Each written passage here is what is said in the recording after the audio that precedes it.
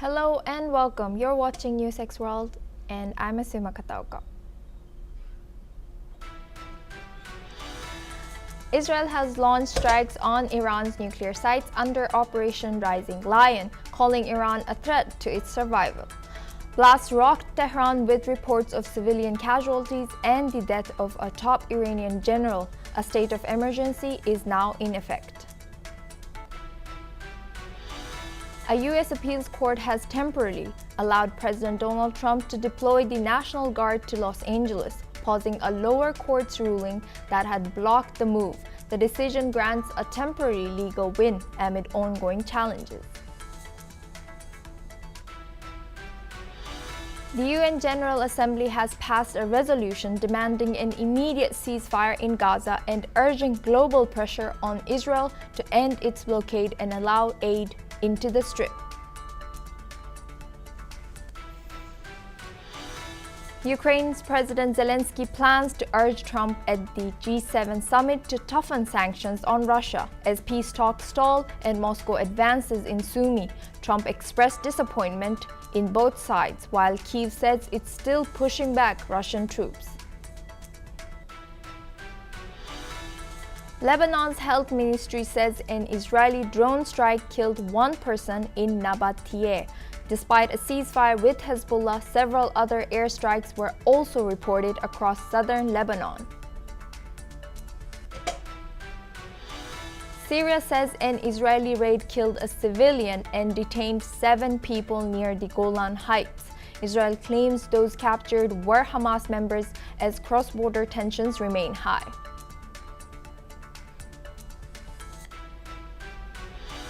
Mongolia's parliament has appointed former Foreign Minister Gomboljav Zandashantar as the new prime minister following the resignation of his predecessor.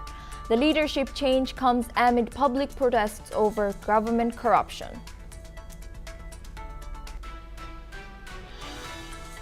An Air India flight from Phuket to New Delhi made an emergency landing in Thailand today after receiving a bomb threat on board.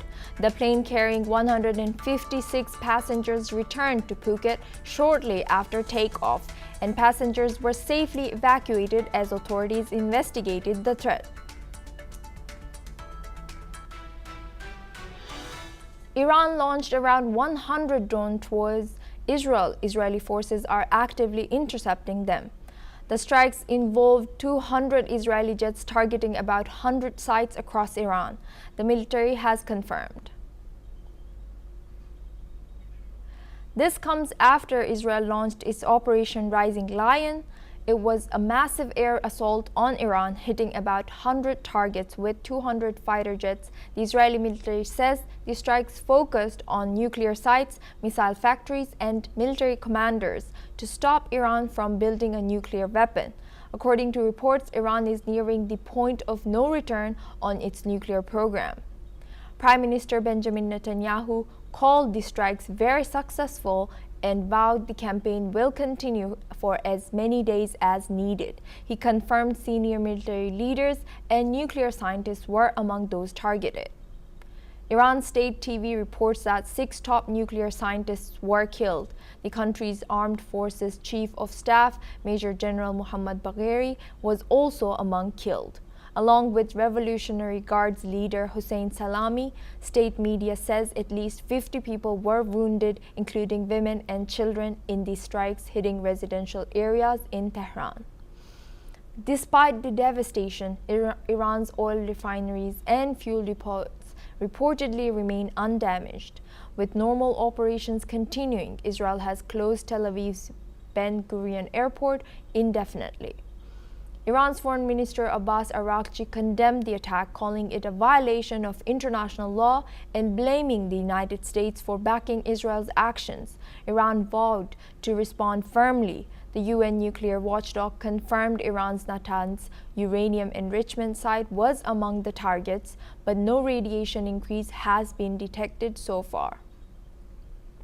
In the region, airlines have rerouted or cancelled flights due to closed airspace over Iran, Iraq, Jordan, and Israel amid rising tensions.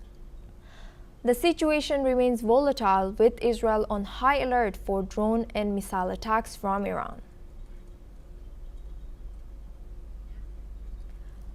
Now we stay in the Middle East. Saudi Arabia strongly condemns Iran's blatant aggressions against Iran, calling them violations of international law. US President Donald Trump revealed he had advanced notice of Israel's strikes, emphasizing Iran must not acquire nuclear weapons. Japan has also strongly condemned the attacks and urges restraint, while Australia warns the escalation risks regional instability. New Zealand calls the situation unwelcome and warns against many miscalculation. U.S. Secretary of State Marco Rubio denies U.S. involvement, stressing protection of American forces and warning Iran against targeting U.S. interests. British Prime Minister Keir Starmer calls for urgent de-escalation and a return to diplomacy to ensure Middle East stability. Other global leaders, including the UN, Australia, and Oman, urge maximum restraint.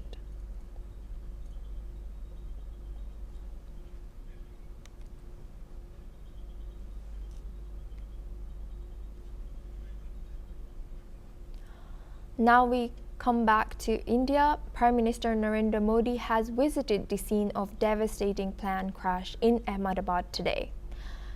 The Air India jet bound for London went down just moments after takeoff on Thursday, slamming into a residential area. 241 of the 242 people on board were killed. Among the dead, 169 Indian nationals, 53 British nationals, 7 Portuguese nationals, and 1 Canadian national. The only sole survivor, a British national named Vishwash Kumar Ramesh, who was sitting in seat number 11A. He is now recovering in the hospital. Aviation experts say his survival is almost inexplicable. Families of the victims have been giving DNA samples as authorities continue identifying the dead.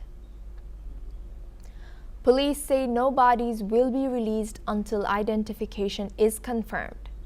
So far, 81 bodies have been recovered as rescue crews continue to comb through the wreckage.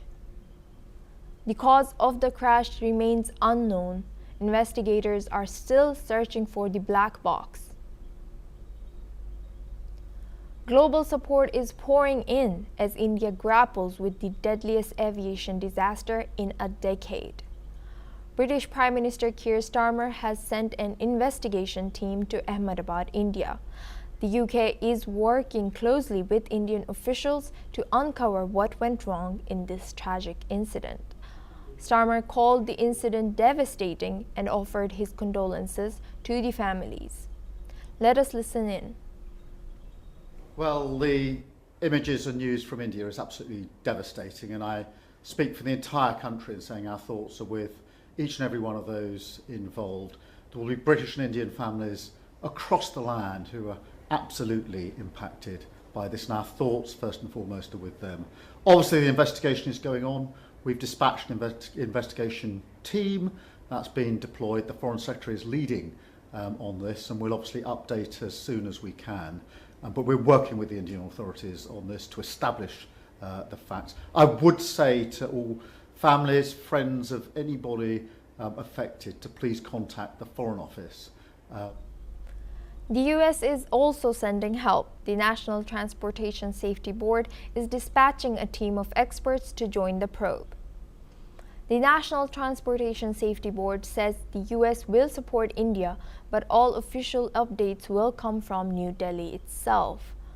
President Donald Trump has called the crash horrific, adding that Washington is ready to provide any assistance needed. Let us listen in. The plane crash was terrible. I've already told them anything we can do. It's a big country, a strong country. They'll handle it, I'm sure, but I let them know that anything we can do, we'll be over there immediately. But it was a horrific crash. It looks like most are gone. They actually maybe have a couple survivors, which is just heard. but that was a horrible crash. Nobody has any idea what it might be. I gave him a couple of pointers. I said, maybe you'll look at this or that. You know, we saw the plane. It looked like it was flying pretty well. It didn't look like there was an explosion. It just looked like the engines maybe lost power. But boy, that is a terrible crash. It's one of the worst in aviation history. Yeah, second. Reports state the plane was carrying 217 adults, 11 children, and 2 infants. International attention now focuses on what caused the Air India Dreamliner to fall from the sky just moments after the takeoff.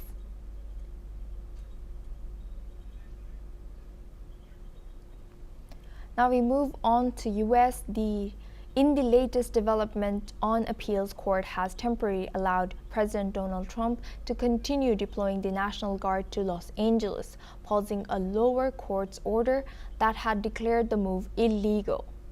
This comes as a federal judge has ordered US President Donald Trump to return control of California's National Guard to the governor Gavin Newsom, calling the president's actions illegal.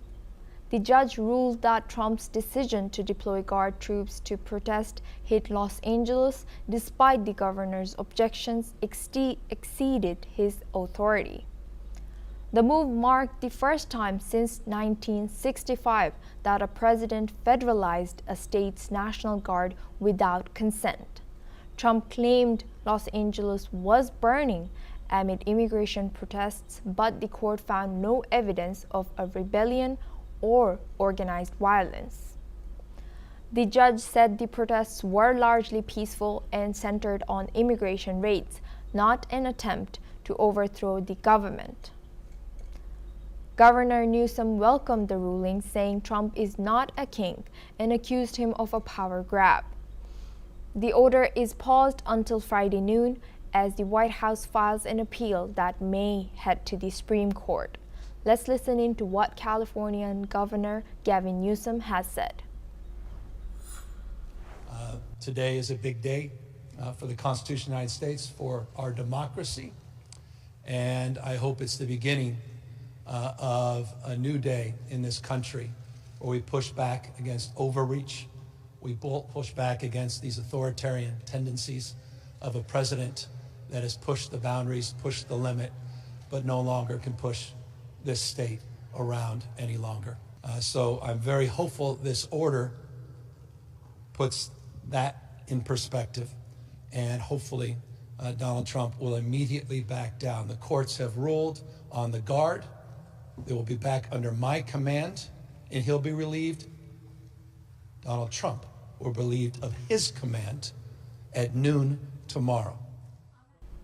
Now we move on to the Middle East. The United Nations General Assembly has overwhelmingly voted to demand an immediate, unconditional, and permanent ceasefire in Gaza, along with full and aid access. The resolution also calls for the release of hostages held by Hamas, the return of Palestinian detainees, and a complete withdrawal of Israeli forces. 149 countries voted in favor, while the US, Israel, and 10 others opposed it.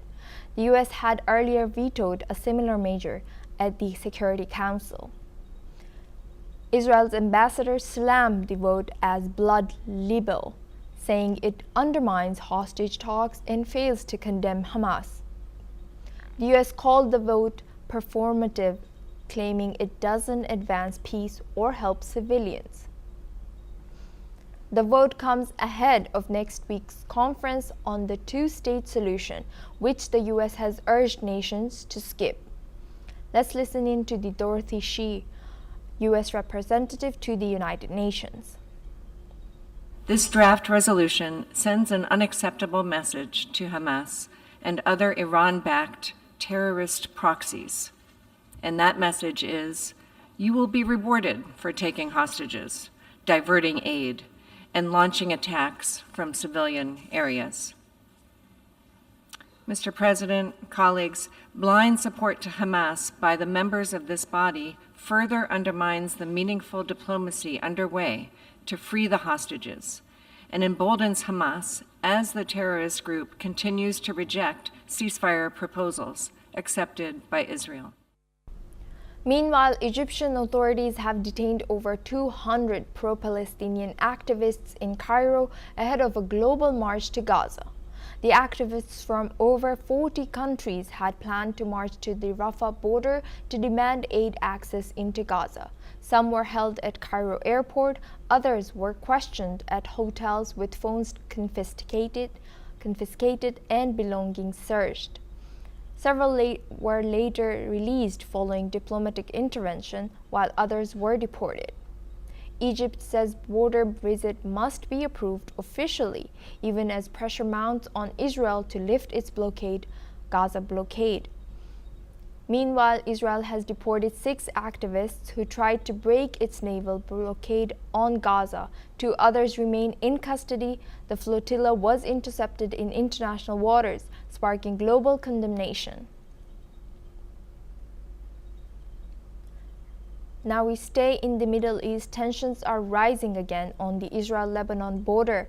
An Israeli drone strike killed 1 person in Nabatieh al-Fawqa in southern Lebanon, according to the Lebanese Health Ministry. State media says the strike targeted a motorcycle and was one of several Israeli air raids across the region. This comes despite a ceasefire agreement between Israel and Hezbollah reached in November last year to halt more than a year of fighting, including 2 months of all-out war. The deal required Hezbollah to pull back to the north of the Litani River, while Israel was to withdraw from Lebanese territory. But Israel still holds 5 strategic positions and last week said it will keep striking until Hezbollah is disarmed. No comment yet from the Israeli military on Thursday's strike. Now we stay in the region. Tensions are rising along the Syrian border after an Israeli raid in Beit Jin, just 12 kilometers from the Golan Heights. The Israeli military says it carried out a targeted nighttime operation and detained several Hamas operatives suspected of planning attacks. Syria's Interior Ministry confirmed that 7 people were detained and accused Israeli forces of firing on villagers, killing 1 civilian. The Syrian Foreign Ministry has now called the international community to step in, condemning the raid as a blatant violation of its sovereignty. The operation comes days after Israel claimed to have struck a Hamas target in a nearby area, killing 1 person. Israel has carried out hundreds of strikes in Syria in recent months, targeting what it calls Iran-backed terror infrastructure. Damascus says these repeated attacks will only escalate regional turmoil.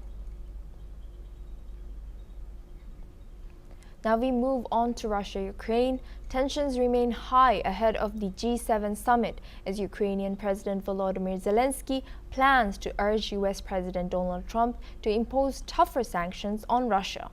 Peace talks have stalled, with Moscow refusing to halt its 3-year invasion and only prisoner swaps agreed so far. President Donald Trump, meanwhile, says he's disappointed in both Kyiv and Moscow for failing to reach a deal. Speaking to reporters, Trump claimed deals could have been made and lamented the continuing civilian death toll. Zelensky, however, remains hopeful at a press conference in Kyiv. He said he plans to speak with Trump directly at the summit, pressing for a new sanctions package still pending White House approval. Let us listen in. Як я вже і сказав, цей санкційний пакет для нас дуже важливий. Грема, Блюменталь, і ви знаєте, що ми обговорювали деталі, вони до нас приїжджали, вони дуже позитивно ставляться до цього.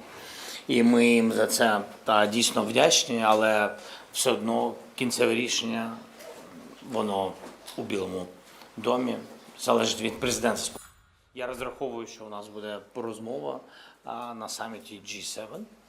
І дуже розраховую, що якщо до цього не будуть прийняті відповідні рішення, що мені вдасться мати принаймні порозуміння, наскільки ми близькі до цього рішення. Важливо, що йде координація з країнами Європейського Союзу і узгодження позицій, схожих позицій щодо пакетів санкцій. Я вважаю, що це вже крок вперед. Republican Senator Lindsey Graham is also pushing a bipartisan bill calling for a massive 500% tariff on countries that continue buying Russian oil, a move aimed at nations like China and India. On the battlefield, Zelensky says Ukrainian troops are gradually pushing back Russian forces in the Sumy region. Moscow has taken more than 190 square kilometers there in under a month. Let us listen in. Була сьогодні доповідь головкома Сирського. Фронт, передусім Покровський напрямок, Курська операція, прикордоння Сумщини. Наші підрозділи на Сумщині потроху відштовхують окупанта. Дякую. And in Rome, Ukraine's foreign minister expressed hopes to end the war this year, blasting Russia for hitting civilian targets, while also criticizing nations that openly celebrated Russia's national holiday. Let's listen in. Вони б'ють по цивільних, вони б'ють по дітях, по лікарнях. Тому цю війну треба закінчувати, і Україна до цього готова. Ми прагнемо закінчити цю війну цього року, тому так важливий тиск на агресора щодо досягнення перемир'я, яке відкриє дорогу для подальших широких перемовин. Now we move on to North America. A day after Elon Musk walked back his criticism, President Donald Trump struck a warmer tone on Tesla. Speaking at a White House event targeting California's EV rules, Trump praised the electric car maker, saying, quote, "I like Tesla." The comments come amid a public feud between Trump and Musk, which saw Trump threaten to move his red Tesla out of the White House garage. Let's listen in to what Trump has said. And again, you can get any car you want. You can get electric. A lot of people love the electric. They like Tesla. So do I, in all fairness. I like Tesla. And I like others too. North Korea successfully floated its damaged naval destroyer Kangkon on the second attempt, state media reported Friday. Leader Kim Jong-un presided over the ceremony at the Rajin shipyard.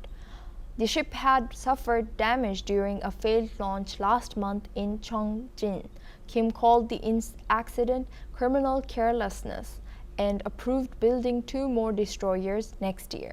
He warned of growing threats from the US and its allies and stressed strengthening naval power.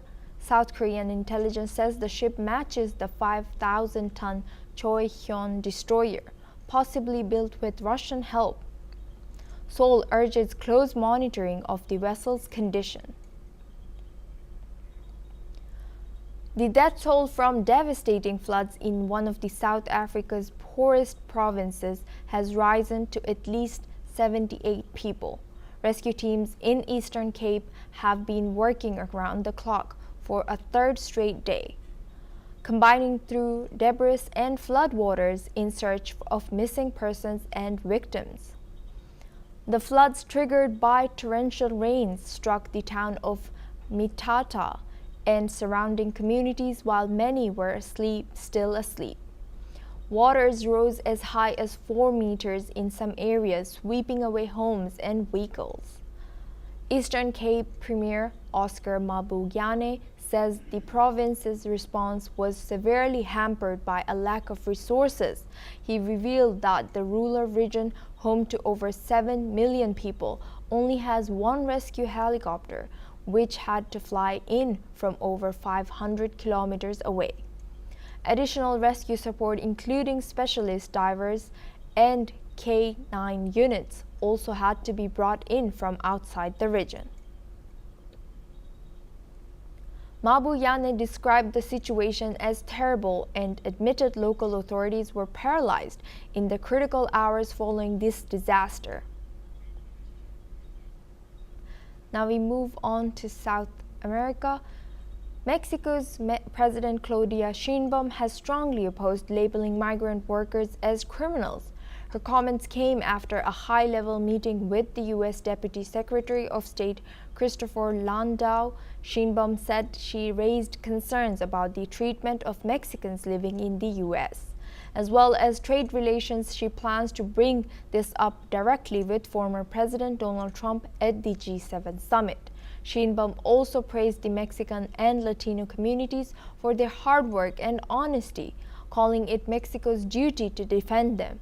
The meeting also covered broader cooperation with preparations underway for a follow-up in Mexico with U.S. Secretary of State Marco Rubio, this comes as diplomatic tensions grow over immigration policy in the region, a key issue expected to feature prominently in upcoming multilateral talks. Let's listen into what President of Mexico, Claudia Sheinbaum, has said. Hablamos del tema de migración también.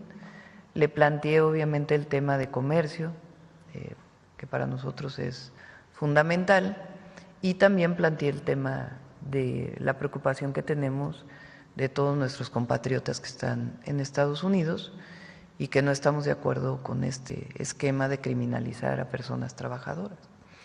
Él dijo que iba a enviar este mensaje al Departamento de Estado y al propio presidente Trump. Well, that's all we have time for. We will continue to bring more news updates from around the world.